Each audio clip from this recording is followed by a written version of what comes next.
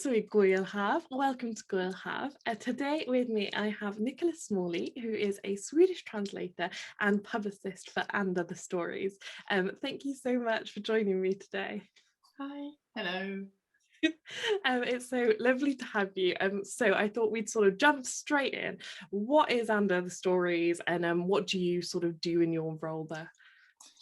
So And Other Stories is a small independent publisher. We publish great literature from all around the world. Lots of it is in translation, but we also publish English language originals. Most of what we do is fiction, but we also publish some non-fiction. And in 2023, we're actually starting to publish some poetry, which is quite exciting. So look out for that.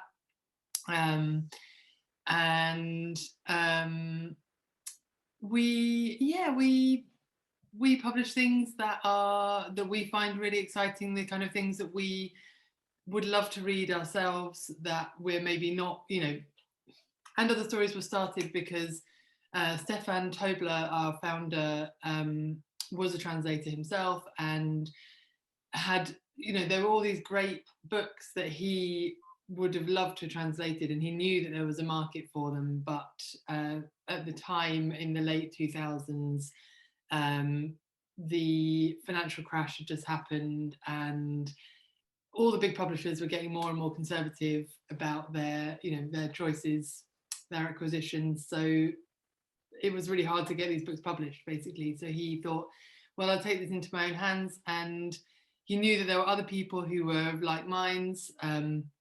So he set up these reading groups to find the best books written in any given language, and also set up a subscription scheme so that the books could, in a way, the idea behind the subscription scheme was to fund the books before they were published. So it's like a kind of crowdfunding, and here we are today. We have we went initially, And Other Stories published about 4 books a year. Now we do about, this year I think we have 14 books. And we have about 1,500 subscribers. And our books are kind of really widely sold in bookshops. So. It's really interesting you mention the subscription model there, because I think, would you say And Other Stories one of been around slightly longer than some other independent presses, that we might say in the same breath as also part of the translated independent scene, and the subscription model is so key to sustaining all of these. It's really. Okay, so subscriptions have a double benefit. First of all, you're obviously selling, that you have a certain income from those books that are subscription books. And you also, and in our case, the book that you are subscribing to, you will pay, you'll buy that book. You pay for a subscription and then you get your first book several months later. So, it confuses people a lot. But, it means that your subscription fee is making that book happen. But the other benefit of it is that we then have all these subscribers who are, really loyal readers. They love our books. They love the fact that each book is a surprise, and often they're books that they wouldn't have heard about otherwise, etc., etc. And that those subscribers then kind of go out and become ambassadors for the books. And we find that on social media, our subscribers are they get excited about the books and they talk about them, and so it has kind of a marketing function as well as a pure book sales function. Yeah, absolutely. And it's investment in who you are and the work you're doing. And I know that sort of I think I'm actually completely certain that the first book I came across was this one by Yuri Herrera, and was like, oh, that's quite good. It's a gateway drug for many, many people, it's true. And he's I mean, these are incredible. I couldn't recommend these enough. And exactly, it's then a gateway into sort of like being like, actually, as a whole publisher, this is like something I can like sort of buy in to, and that's sort of like, If anybody's curious about Yuri Herrera, we're actually doing a special hardcover, like a hardback edition of those 3 novels this autumn. We're publishing. It's a really, really beautiful edition with a kind of whole new design and everything. And it's going to be our 100th book, and it's really, really beautiful. I'm really excited. So if anybody has not read Yuri Herrera, then you can get 3 novels. It's going to be called, that collection. You can get it in September. And I couldn't recommend that enough. He's definitely, you know, in my top 10 writers. I wanted to be sure. I was like counting off other people, like who else but like I think these are, you know, and that sent me on a whole spiel down like Pedro Paramo and like all of the influences there, so can highly recommend that as sort of a very good gateway drug. I was wondering if you wanted to sort of talk about some other books on your list. So other favorites of mine actually were Oleg Pavlov. Really, really like those. Amazing Russian writer. So Oleg Pavlov kind of predates me a little bit, because I started And Other Stories in 2015, and we published the last book in that series, Requiem for a Soldier, just after I started. But he is a really kind of prominent writer in Russia. Won the Russian like version of the Booker Prize, and writes, you know, really interestingly about kind of, you know, like experiences of Soviet and like post-Soviet Russia. I don't know, what did you love about them so much?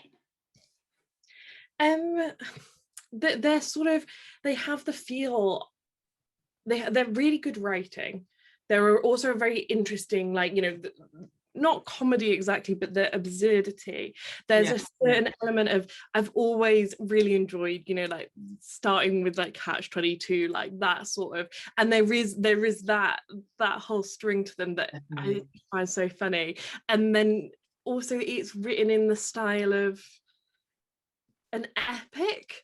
I feel like it's got the style of sort of like one of you know, that's really distinctive. I don't want to say it's Russian, because I don't think it is Russian. I think Hamid Ismailov also has it, and a few other people, but like that's actually something that is rarer to find in more recent writing, and is definitely something that I can enjoy in it. Or maybe rarer to find in what gets published nowadays. It's not like a fashionable, it's not a fashionable style of writing, or hasn't been a fashionable style of writing recently. Like, not that, you know, there are literary trends. I'm not going to deny it, you know. No, it's true. Have you read, just thinking about, I mean, he's a very, very different writer, but Mario Levrero, who, I'm just thinking that you might enjoy him if you enjoy that kind of like, he's not doing absurdity in the same way, but it's that same kind of like, you know, there's lots of internal chaos and sort of I have not. I'll have to. No, so we're publishing his, again, quite like epic, well, it's not epic because it's very much like focused on like small details. It's a book called The Luminous Novel, which was translated by Annie McDermott. And so Mario Levrero is from Uruguay. He died about, well, almost 20 years ago now. And The Luminous Novel was like this kind of dream, like a project that he had. He started when he was quite young, and then he put it to one side, and he then tried to come back to it, like in, you know, when he was much older. and he got a Guggenheim grant to complete this grand project of, you know, his magnum opus. And then he found himself procrastinating, and he just couldn't write it.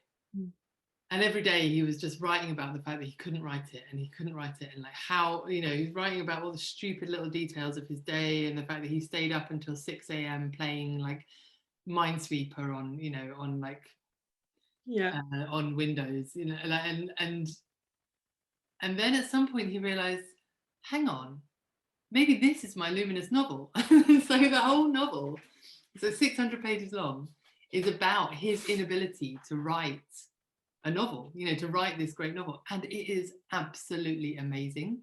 Like, it's so amazing. You wouldn't expect that somebody writing about their stupid procrastination could be so compelling, but it is. Like, it's absolutely, you just like, you know, it just draws you in. So I mean, I'm like a born procrastinator, so for me it was like, it's kind of a natural fit. But it was like, I've spoken to so many people who've read it now, and they were just like, oh my god, it's so funny, and it's so real, and like, you know, so amazingly well observed.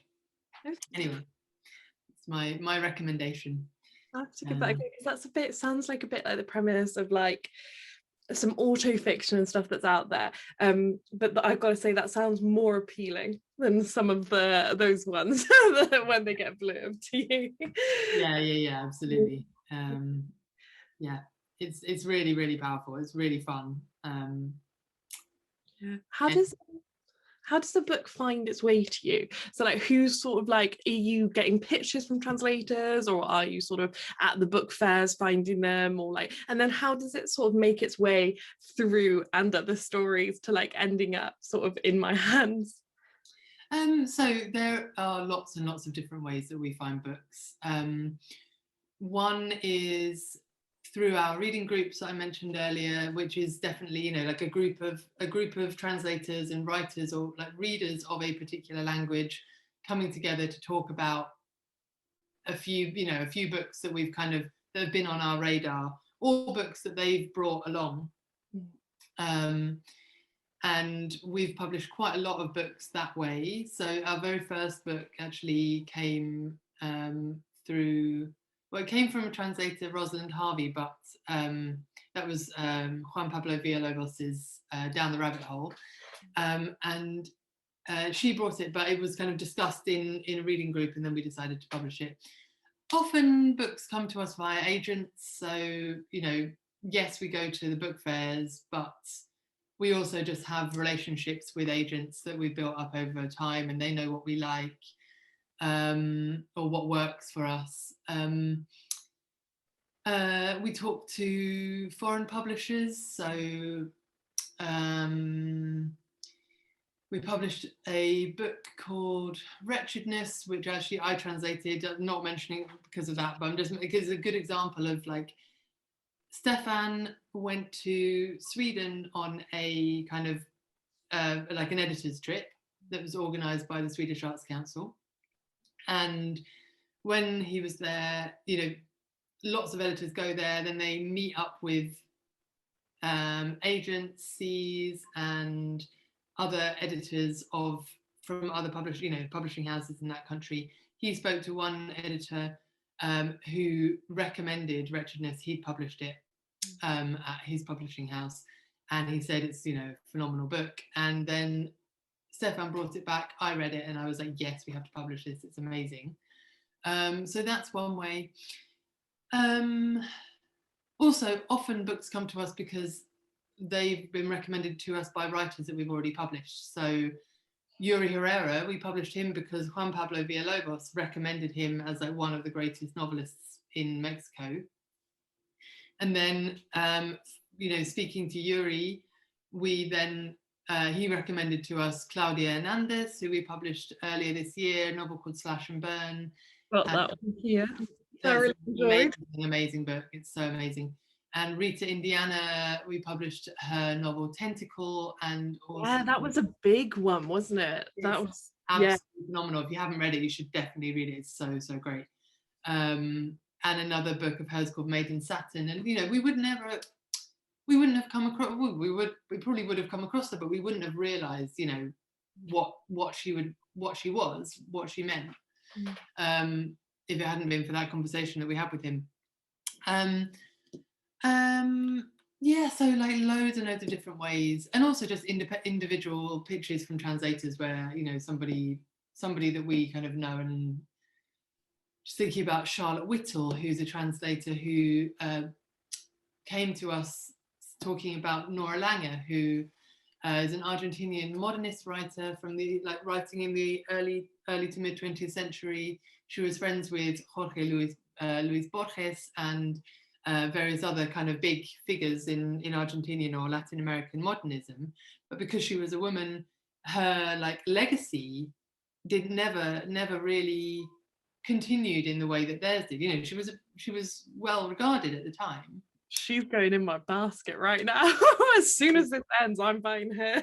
She's amazing. So we published a novel of hers called People in the Room first. We published that in 2018.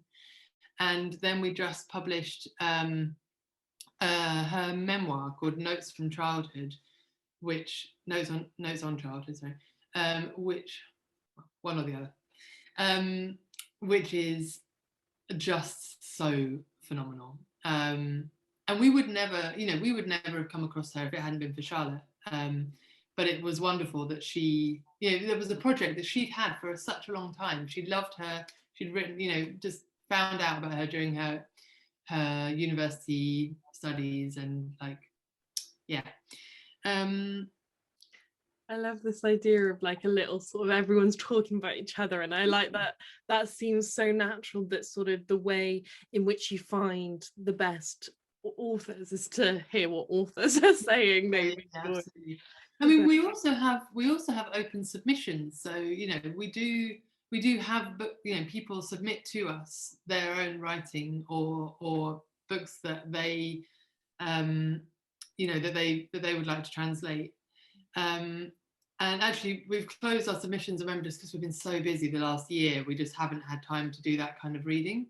But we've really found some really interesting writing that way. Yeah, and then in terms of like what happens once it comes to us, I mean, we you know, we really take a lot of care to like edit. So, you know, every book has like 3 stages of editing. It's, first of all, it's line edited, you know, like, so if it's a translated book, the translation is kind of edited by one of our in-house editors, and then it's copy edited, which is, you know, the more kind of like just like the detail stuff, and then it's proofread. And you know, it's really important to us to like publish something that is where you can read the book in the way that it's really meant to be, you know, and not get kind of hung up on like, I don't know, typos or whatever. Although there's always one that sneaks past everybody.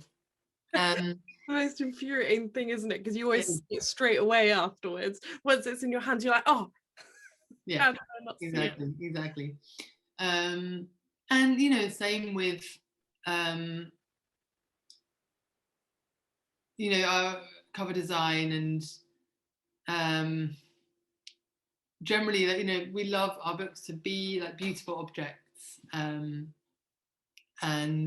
we recently hired an art director, which has been such a great experience, and it's really lovely to have his guidance. You know, he's working with designers, like he's actually designed some covers himself, but to have his kind of expertise, really, you know, guiding how our covers look, and how the books as a whole look.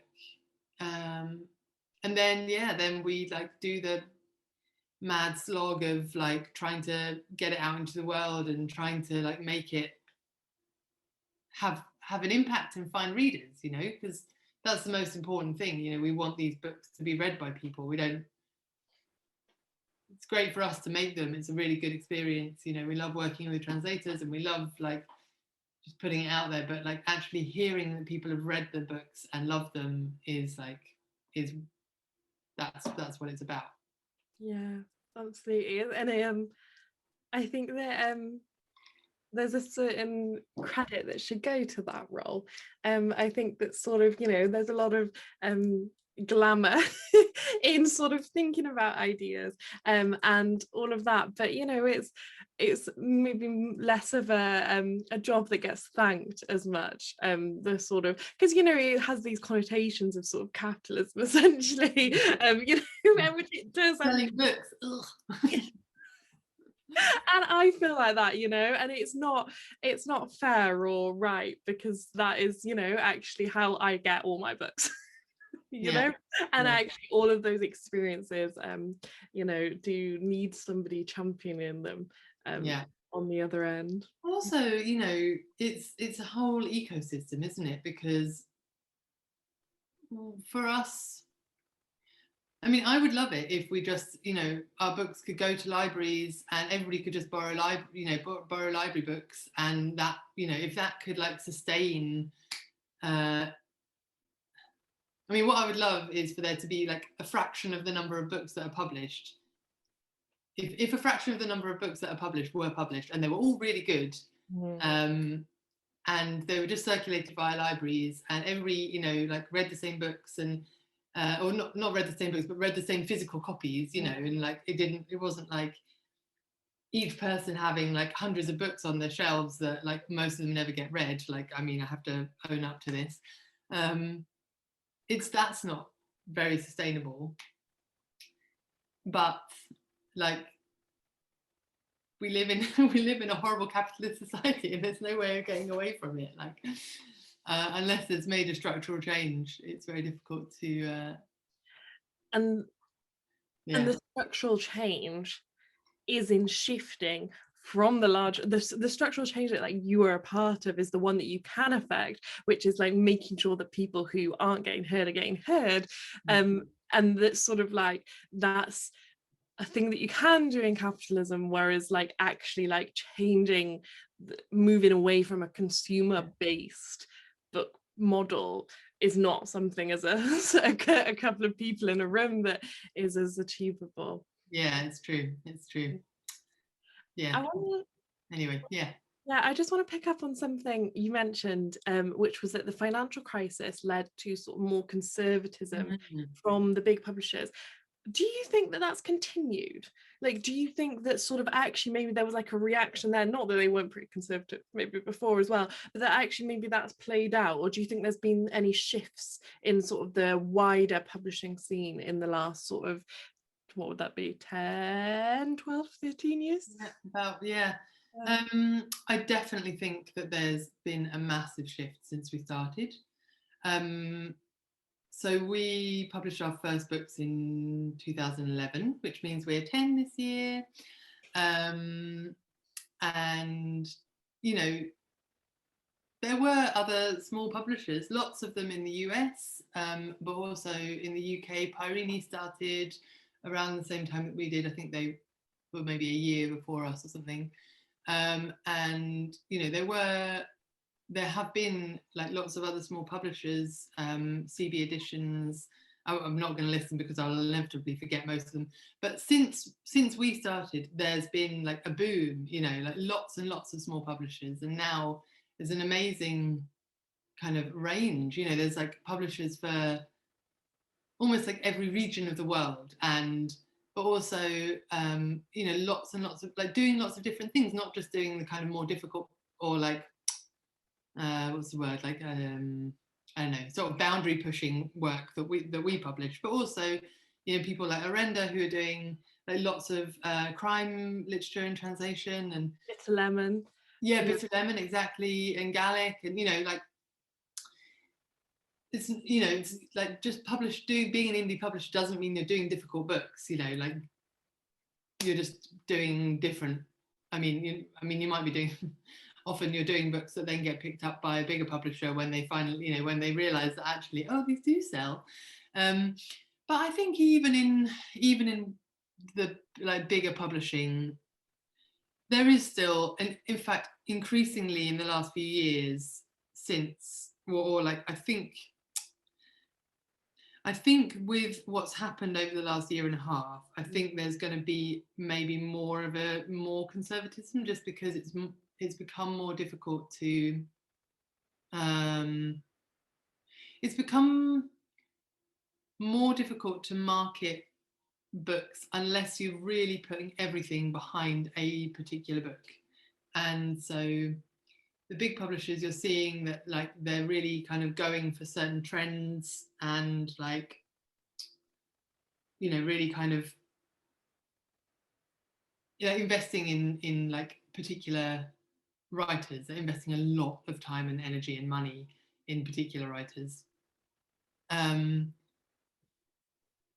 But I also think that readers, I mean, obviously there was a massive thing around maybe like around 5 years ago where translation was suddenly really hot, and like, you know, books like The Vegetarian sold, I think that sold like 100,000 copies before it had even, or maybe that was after it won the International Book Prize, but like I think it was selling very well it was before. selling really well before, even before. Yeah, yeah. And I mean, we've sold now 70,000 copies of Science Preceding the End of the World, which is really cool. That, yeah. But that's been like a long, like, it's, I mean, it had amazing word of mouth at the time, and I think it tapped into a lot of different things that were on people's minds. You know, Donald Trump and the wall being like major. And it's not like there are certain books, I won't name names, who like even jumped on that trend and they're rubbish.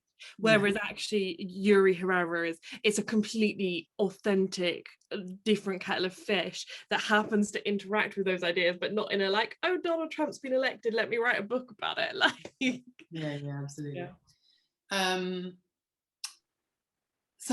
So but I feel like there was a real kind of buzz around translation, and then I feel like books in translation kind of just became normalized, and like for a little while people were kind of reading them in exactly the same way, also to do with the kind of whole Scandi noir thing, Nordic noir, whatever. You know, books in translation were just something that people read. You know, if they were readers, then they were probably reading books in translation as well. And I'm not sure quite, I mean, it's a bit difficult to talk about trends when it's only been like, you know, a very few years. I hope that that's continued, but I also feel like the way that things like the International Booker Prize work, like the International Booker Prize is really the only prize for translated literature that has the clout to make a big book. And they are, feel like they're choosing some really interesting books, but they're not, there hasn't been a book that's been like, that's kind of caught the attention of people and really run away with, you know, like in the same way that The Vegetarian did. I don't think that the judges have like picked a book that has that same sort of crossover appeal since then. And I think they have been there, in my opinion, on those lists, especially the last few years. There have been real standouts that I have been very sure that they should have won. You know, and I think that there was, you know, there's some real like, what? Are you for real? In a, yeah. But the thing about prizes is, you know, it's often it's the judge's subjective opinion, and it's also about consensus. You know, there has to be, and that produces certain results. Yeah, and you can see it in the for example, if we were going to talk about the non-international booker, you can see there you know, some really interesting reactions rather than sort of forward thinking awards. Very much so. And prizes are such a difficult kettle of fish anyway, aren't they? They really are. Yeah, it's very complicated world, and like I think that they're really important in highlighting things, you know. Otherwise, if you don't have a marketing budget, or you don't have a massive marketing budget, it's very difficult to get your book seen. And you know, like a high profile prize, or even like a smaller prize, can really kind of elevate your book, and get it to people who wouldn't have seen it otherwise.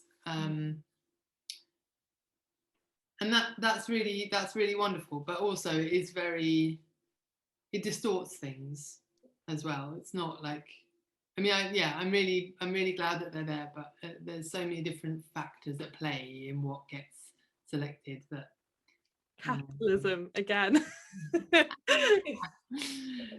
yeah.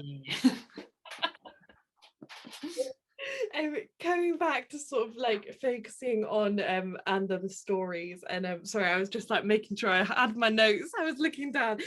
Something that, like, I know that sort of and other stories does. First of all, they've moved their head office to Sheffield out of London, which is sort of a conversation about inclusivity. Well, actually, so And Other Stories has never been based in London. So it used to be the office. Well, so when I started, so Stefan he grew up in Brazil, but he's lived in High Wycombe for a long time, which is like, I mean, it's the southeast still, but it's outside of London. So when he started And Other Stories, he was living in High Wycombe, and it was like initially in his living room, and then when I started, we had an office in High Wycombe, and then for various reasons he moved to Sheffield, and so And Other Stories moved to Sheffield.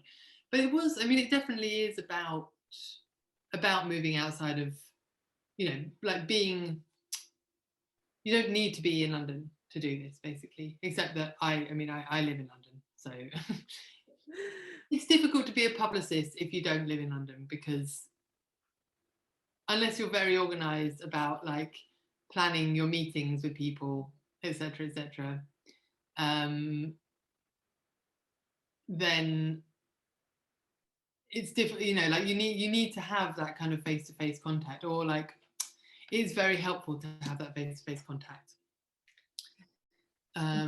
Sort of like a commentary in and of itself, like sort of maybe in the wider conversation about book publishers looking to move out of London, not least because like nobody in publishing is, or the younger people in publishing are not getting paid enough to be in London. Yeah, exactly. But like when it's a industry that is so who you know and so based on connections, I completely agree. And it's really unfortunate that it is that way. And I think, I mean, I think us moving to Sheffield, and like, you know, there is definitely like a kind of an energy in the north of England around publishing, but the fact is, you know, like the vast majority of this country's media is based in London, you know, so that means that there's just a critical mass in London that even if, I mean, I don't know if like companies like Harper North, for instance, so HarperCollins moved their, you know, they've started an office in Manchester, and they've got very much a focus on like writing from the north of England. But I don't know if they've got like publicity people based in their Manchester office or not, like, or if, I mean, I don't know if anybody's in there. I don't know if they even have an actual office in Manchester at the moment, but like in long term, I don't know if they will have publicists based there, or if the publicists will be in London or in the southeast, you know, like it's a long term thing, and it's like it's the whole country, you know, it's not just publishing either, like so much of our of like so much of the UK is, but like in particular England, I know you're in Wales, but like in particular England, so much of it is concentrated in London, and you need to like shift so much of it out to like make it being outside of London work. What's it like in Wales? Is a lot centred in Cardiff? Like, This is actually quite an interesting conversation. No, it doesn't feel like there's a lot centred in Cardiff. Actually, like most of the independents I know are fairly yeah, spread out. yeah, Bridgend, Swansea.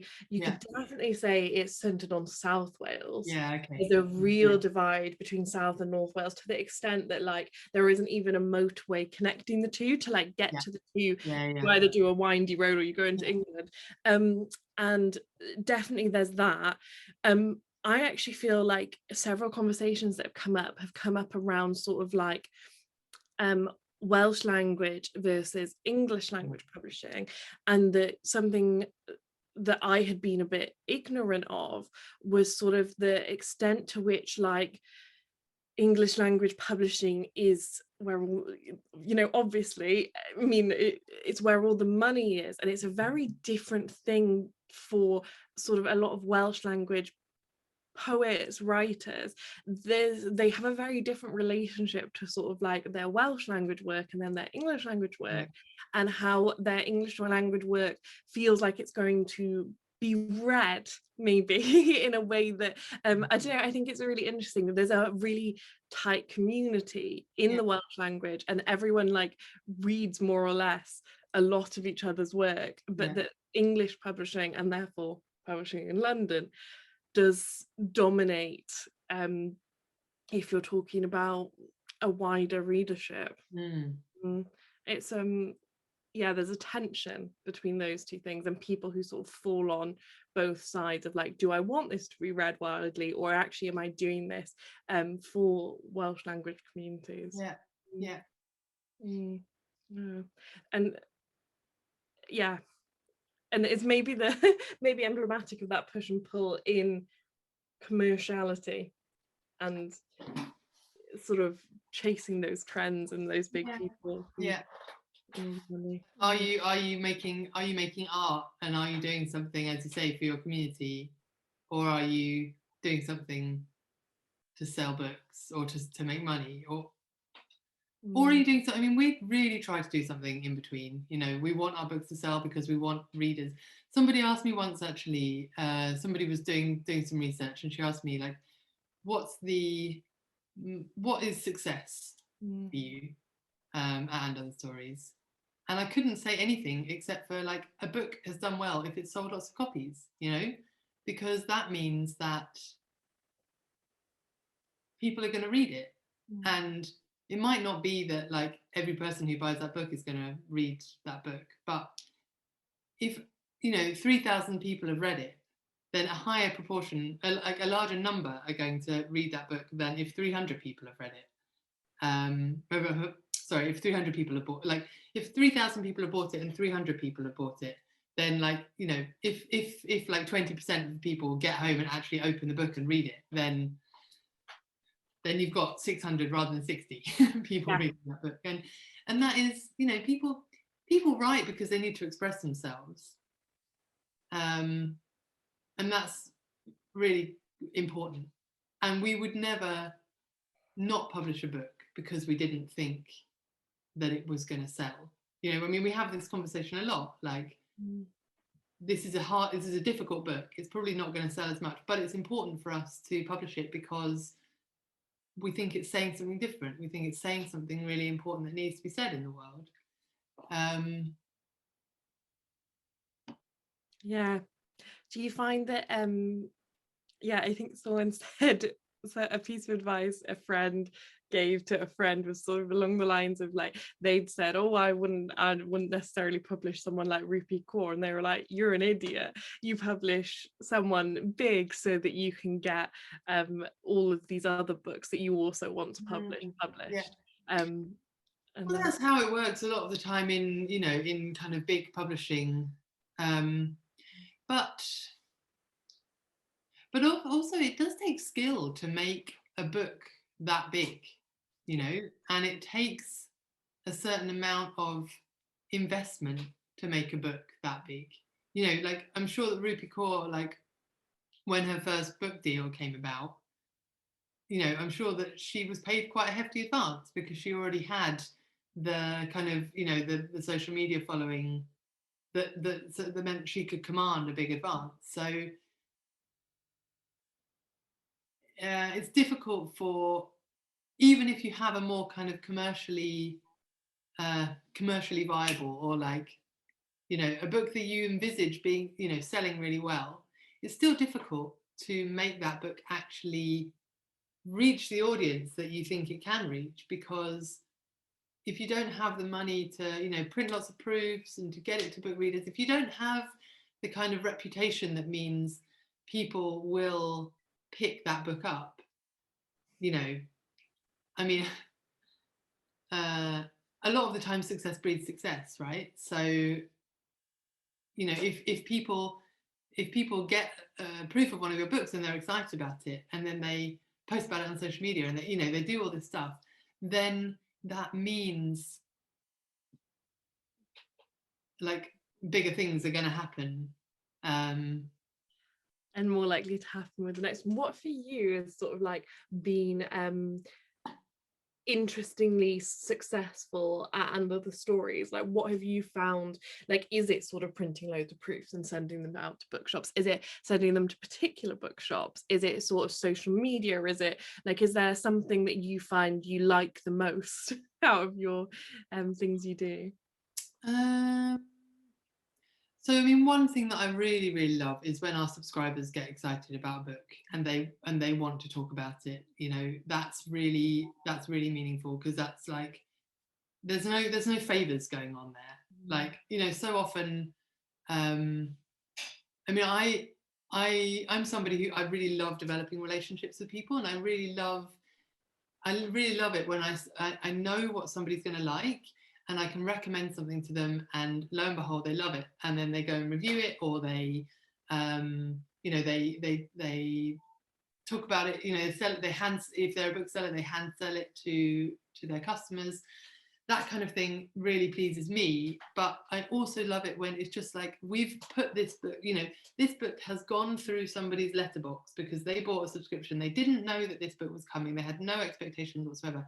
And like it, then they just want to talk about it and they want to share it with other people. That is like the most exciting thing to me, because it's real, it's really real.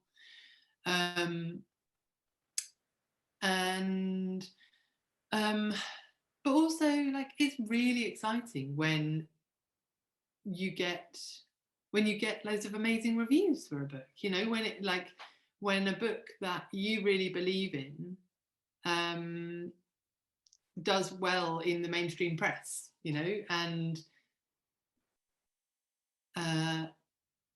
that's like a real kind of validation that, yes, we've produced something that has me, that even these critics who read 100 books a year because that's what they do for their job, even they have like been sufficiently impressed by this book to like take it and pitch it to their editor or whatever.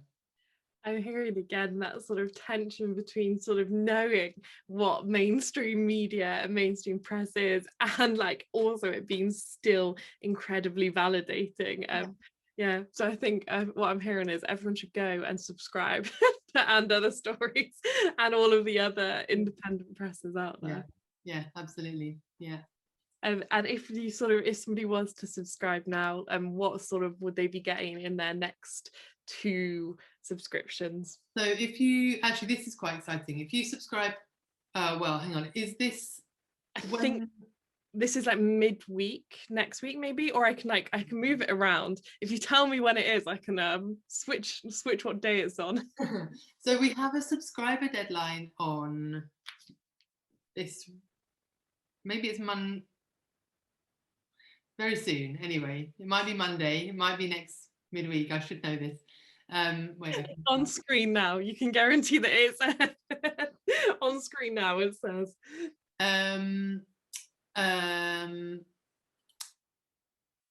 Yeah, so we've got a book by a British writer called Mona Arshi, which is coming out in November, called Somebody Loves You. If you subscribe now, Wait, I'm just trying to find. Yeah, take a second to find. Let me take a second to find our subscriptions page, and I can have a look.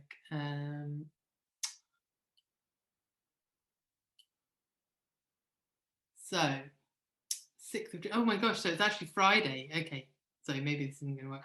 Okay, all right, this is better actually. You can I'll do a little like speed up of that whole bit, and then we'll start again here. Great. You can just edit it out maybe. So if you subscribe by the 8th of August, your first book will be a book called Phenotypes by a Brazilian writer called Paulo Scott. It's a really amazing novel about racism in Brazil. And if anybody's read John Keane, an American writer called John Keane, who wrote a short story collection called Counter Narratives, which is partly set in Brazil, but it's about just I don't know. Basically, this book made me think of him, his novel, his short story collection Counter Narratives, and Britt Bennett's The Vanishing Half, which is about two sisters who are one of whom is like dark skinned and one of whom is light skinned, and this is basically, it has that same premise. There's two brothers, one of whom is light skinned and one of whom is dark skinned, but it's written with the kind of sort of literary like panache of John Keane. Like, I don't know, it's a really phenomenal novel. So yes, that would be the next subscriber book, and it's really, really good. I actually can't remember what the one is after that, and it's not on our website, so I can't I can look in a spreadsheet, but that's too much work right now. Absolutely. Well, I thank you so much, and also thank you for sort of like all the work you're doing. I think this is most of the ones I've got so far, and I like you know, even the ones I haven't enjoyed so much, I've still enjoyed and learned from more than I would enjoy and learn from other books. I think that's the thing, like not all of our books are going to be for every reader, but like there's something special about each one. Like they're never meh, you know, like there's something to think about, and thinking about why you don't like them is at least something that you are engaging in. You know, and I think that and also aside from that, there are some serious favorites. I mean, Yuri Herrera is Yuri Herrera is just an incredible novelist. And they are for everyone. Yeah, that's really true. So 3 novels in September. 3 novels. There we are. Thank you so much, Nichola. I really appreciate it. Really nice speaking to you. Lovely speaking to you. Right, if anybody would like to see more talks, especially more talks like this one with our sort of lunchtime publishers and blogs, just check the links down below. And of course, down below is And Other Stories and every other link that you might want or need, including the one to the subscription. So thank you very much, and we'll see you all soon. Bye.